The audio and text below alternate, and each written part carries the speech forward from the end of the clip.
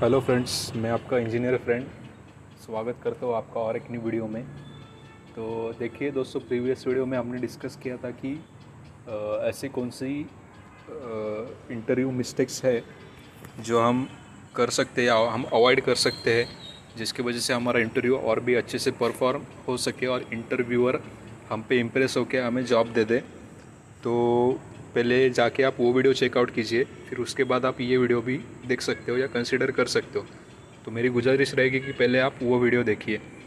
उसके पहले भी मैंने एचआर राउंड के लिए और 2 वीडियो बनाई है, तो आपको अगर इंटरेस्टेड आप होगे तो आप वो वीडियो भी देखिए। तो मैंने ऐसे कुछ कॉमन मिस्टेक्स इसमें शॉर्ट लिस्ट किए हैं कि अकॉर्डिंग टू एम्प्लॉयर ये मिस्टेक्स हमसे हो सकती है, तो आप ये चीज़ें ध्यान रखिए। तो देखिए, पहला है कि having spelling errors and bad grammar. मतलब जो हमारा सीवी रहता है वो ड्राफ्ट करते समय हमसे जो मिस्टेक्स हो सकती है वो मैंने शॉर्ट लिस्ट की है। तो देखिए, whether you proofread it yourself और get somebody else to checking over your CV from start to finish can be the difference between being accepted and being rejected. तो देखिए दोस्तों, ऐसा अक्सर होता है कि हम जल्दी जल्दी में हमारा सीवी बनाते हैं।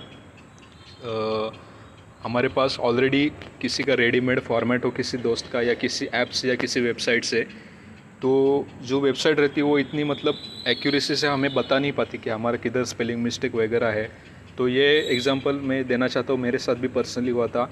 एक इंटरव्यू में मेरा वीक जो हमारा ये मंडे टू संडे रहता है वीक, उसका स्पेलिंग मेरे से गलत हुआ था। तो इंटरव्यूअर ने मुझे सामने से डांटा था कि नेक्स्ट टाइम इंटरव्यू देते समय ये ध्यान रखें। तो इसलिए मैंने ये पॉइंट स्पेशली टॉप पे इंक्लूड किया है कि आप अपने स्पेलिंग एरर्स और ग्रामर पे खास करके अच्छे से ध्यान दीजिए। इसके लिए बहुत सारे वेबसाइट भी आते हैं जिससे आप सीधा अपना सीवी वो वेबसाइट में डाल के उसमें से आप चेकआउट कर सकते हो कि आपका किधर ग्रामर मिस्टेक है या फिर किधर इंटरव्यू का मिस्टेक है, सॉरी ग्रामर मिस्टेक है या फिर कोई स्पेलिंग एरर है। तो आपको उसको जगह पे आप उसको सॉल्व करके फिर आप अपना सीवी रेडी कर सकते हो। तो ये चीज़ आप ध्यान से याद रखिए। नेक्स्ट है दोस्तों, एग्जैगरेटिंग द ट्रूथ। मतलब क्या कि आपको अगर कोई चीज़ आती नहीं है तो भी आप जानबूझ के मतलब आपका सीवी अच्छा दिखने के लिए आप उसको ऐड करते हो।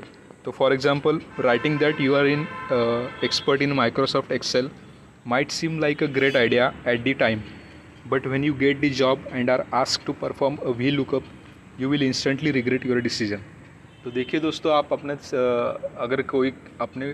अगर आपको कोई स्किल नहीं आ रही होगी तो आप वो ऐड मत कीजिए, ताकि अगर इंटरव्यूअर ने आपको सामने से कुछ क्वेश्चन पूछ लिया उसके ऊपर, तो आप उधर हड़बड़ाहट में या फिर गड़बड़ होके आप कुछ भी मतलब फेक आंसर दोगे तो वो इंटरव्यूअर को पसंद नहीं आता या आप अच्छे से परफॉर्म नहीं कर पाओगे। तो इंटरव्यूअर आपको बोलेगा कि अगर आपको XYZ स्किल आती नहीं तो वो इंक्लूड क्यों की है। तो आपको जो जितना आता है उतना ही सीवी में इंक्लूड कीजिए। जो रिक्वायर्ड है वही आप सीवी में पुट कीजिए। अभी यहाँ पे जैसे वी लुकअप का एग्जांपल दिया है, तो माइक्रोसॉफ्ट एक्सेल का ये एक फंक्शन होता है वी लुकअप। तो अगर आपको नहीं आता है वो, तो आप इंटरव्यूअर को बोल सकते हो कि मेरे को एक्सेल पूरा बेसिक से आता है, मतलब बेसिक तक ही आता है। वी लुकअप का फंक्शन मैंने अभी तक मैंने कभी यूज़ नहीं किया है। पर अगर आपको एकदम ही आइडिया नहीं है तो आप वो चीज़ पुट मत कीजिए। नेक्स्ट दोस्तों, पुअर फॉर्मेटिंग।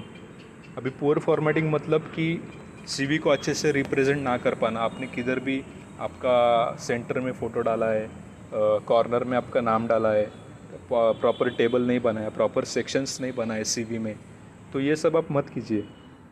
ताकि आपका जो सीवी रहता है ना दोस्तों, इंटरव्यूअर का जो फर्स्ट इंप्रेशन रहता है ना, वो उससे हट जाएगा। आपका सीवी आगे जा ही नहीं पाएगा, आपको इंटरव्यूअर का कॉल तक नहीं आ पाएगा। तो poor formatting is one of the first things employers notice when looking at your CV. It can reflect badly on you as it looks like you don't pay close attention to detail. तो दोस्तों याद रखिए, आपका CV रहेगा वो simple way से आप उसको ड्राफ्ट कर सकते हो, चाहे आप वर्ड में बना रहे हो या किसी ऐप के हेल्प से बना रहे हो। तो उसमें प्रॉपर एक ऐसा अट्रैक्टिवनेस आना चाहिए सीवी में, ताकि इंटरव्यूअर को वो पढ़ने में भी आसानी हो और देखने पर भी वो अच्छा लगे। नेक्स्ट है दोस्तों, fourth point, an unoriginal personal profile. तो आपने ये कभी ऐड किया होगा मुझे पता नहीं, पर हमेशा एक टॉप सेक्शन में एक पर्सनल प्रोफाइल का सेक्शन रहता है। सीवी में आपको ये ज़रूर इंक्लूड करना चाहिए ताकि वो 2-3 लाइन आपके बारे में एक्सप्रेस करती है। तो कैसे देखते हैं, writing a short personal statement और a professional bio at the top of CV is essential. It should give an idea to a prospective employer of the type of person you are, your work ethic, values and what motivates you. मतलब दोस्तों देखिए कि 2-4 line में short में आपके बारे में आप क्या आगे आपका विज़न क्या है, आप फ्यूचर में अपने आप को कहाँ देखने चाहते हो या आपको क्या मोटिवेट करते हैं, आपके एथिक्स क्या है, वो 2-3 लाइन में डिस्क्राइब करने के लिए एक पर्सनल प्रोफाइल का सेक्शन रहता है। तो अगर आपने यूट्यूब पे भी सर्च किया कि हाउ टू मेक सीवी या किसी वेबसाइट पे देखा तो हर एक जो चीज़ जो भी बंदा रहेगा जो सीवी बनाता है वो हमेशा जिसका प्रोफेशनल सीवी रहता है वो हमेशा टॉप पे उसका एक पर्सनल प्रोफाइल के 2-3 लाइन डालते हैं। तो आप वो देख के आपका खुद का एक आइडिया लेके अपना पर्सनल प्रोफाइल का भी लाइन बना सकते हो और वो ज़रूर ऐड कीजिए सीवी में ताकि आपका बेटर इंप्रेशन पड़े इंटरव्यूअर पे। तो फिफ्थ पॉइंट है दोस्तों, not focusing on your achievements. अभी आपका अगर प्रीवियस जॉब रहेगा या कॉलेज के दौरान कोई अचीवमेंट्स रहेंगे, किसी बड़े इवेंट के रहेंगे, स्टेट लेवल, नेशनल लेवल, या आपने किसी मतलब कॉलेज का जो रहता है आप उसको कहते हो कि कोई काउंसिल हो गया, स्टूडेंट काउंसिल हो गया, कोई स्टूडेंट चैप्टर हो गया, आप उसके मेंबर हो या कोई आप उसके रिप्रेजेंटेटिव हेड हो, तो आप वो भी इंक्लूड करते सीवी में। तो देखिए इसमें क्या कहा है, an outline of your key achievements should be where the most time and effort should be spent followed by your skills and experience section.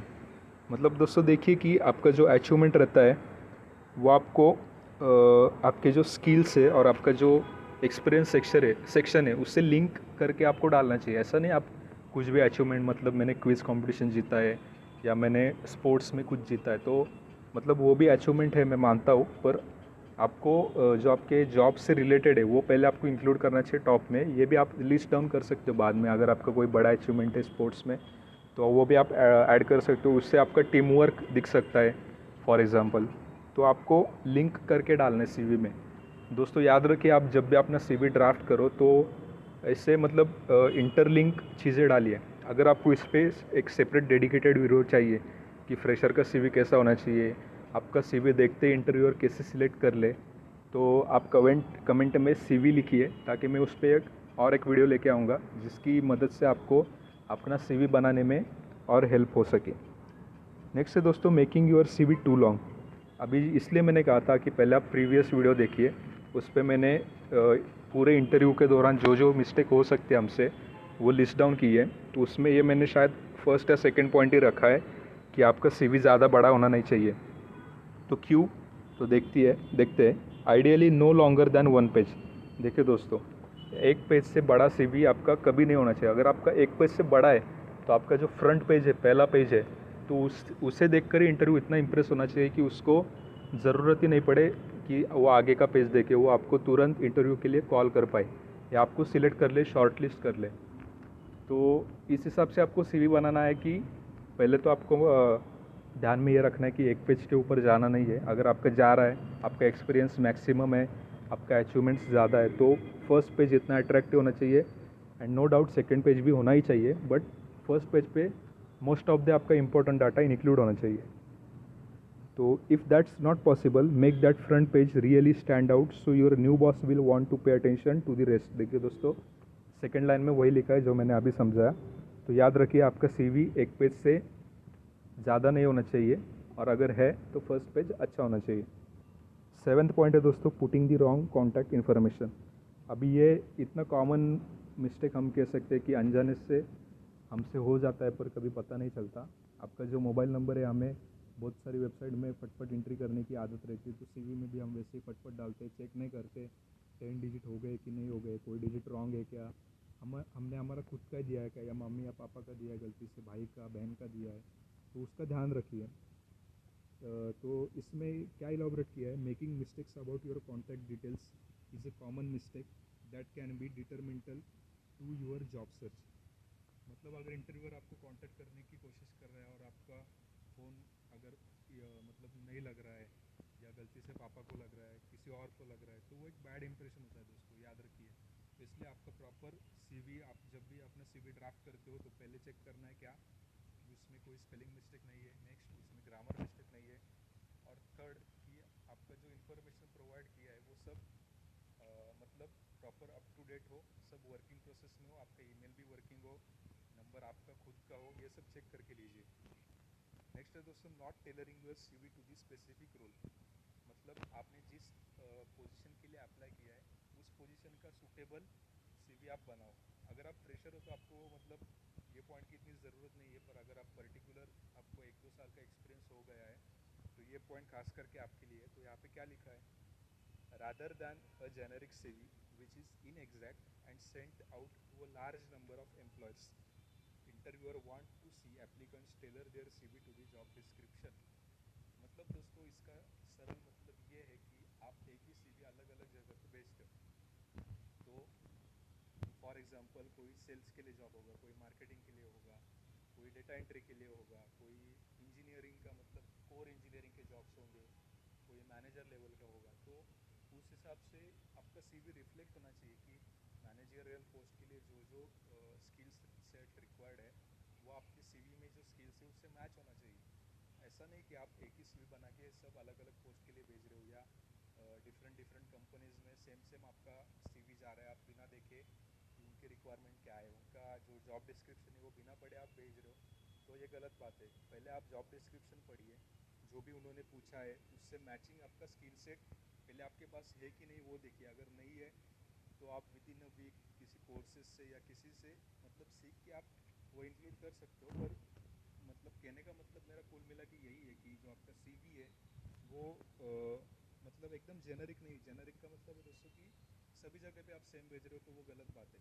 तो जो रिक्वायर्ड है, इंटरव्यूअर जो चाहता है वो समझ के आपको सीवी आपका उससे मतलब ड्राफ्ट करके भेजना है। तो ये एक्सपीरियंस से आता है दोस्तों, आप जैसे जैसे आगे बढ़ोगे आपको ये समझेगा। तो बस ये बात याद रखिए। 9th पॉइंट है दोस्तों, इंक्लूडिंग रेफरेंसेस।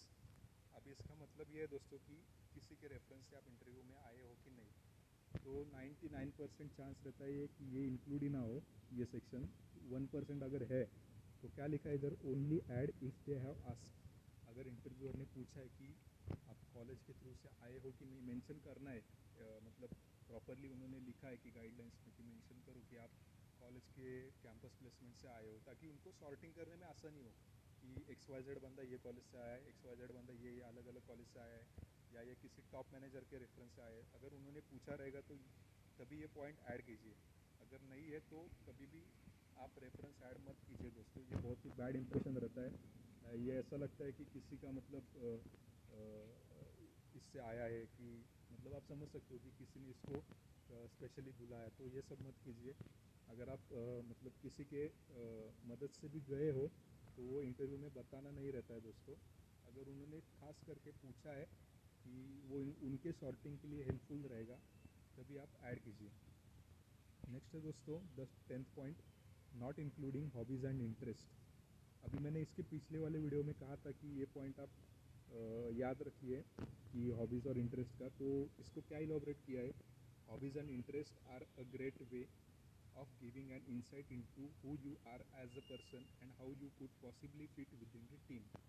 मतलब दोस्तों आपकी जो हॉबीज़ है या आपका जो इंटरेस्ट है, तो वो देख के इंटरव्यूअर आपका थोड़ा एक जनरल आइडिया लेता है कि ये बंदे को हम हमारे टीम में कहाँ फिट कर सकते हैं। तो ये मतलब ऐसा कोई कोर या रिक्वायर्ड स्किल सेट नहीं रहता। अगर आपका हॉबीज़ कोई अलग होगा, मतलब किसी का आर्टिकल कलेक्शन रहता है, किसी का ट्रैवलिंग रहता है, तो ये आप मतलब ज़्यादा मैच नहीं करता हमारे जॉब रोल से। पर अगर पर्टिकुलर आपका कोई हॉबीज़ है जो आपके जॉब रोल से मैच करता है, कि रीडिंग हो गया, राइटिंग हो गया, तो आप उसको स्पेशली इंक्लूड कीजिए। आपका जो इंटरेस्ट है, सपोज़ आपको आउटडोर टीम गेम खेलने में मज़ा आता है, तो ये आपका एक टीम वर्क शो करता है कि ये बंदे को टीम में काम करने में ज़्यादा मज़ा आता है। तो आप वो स्पेशली इंक्लूड कीजिए कि मतलब जो आपका हॉबीज़ और इंटरेस्ट सेक्शन होगा उसमें।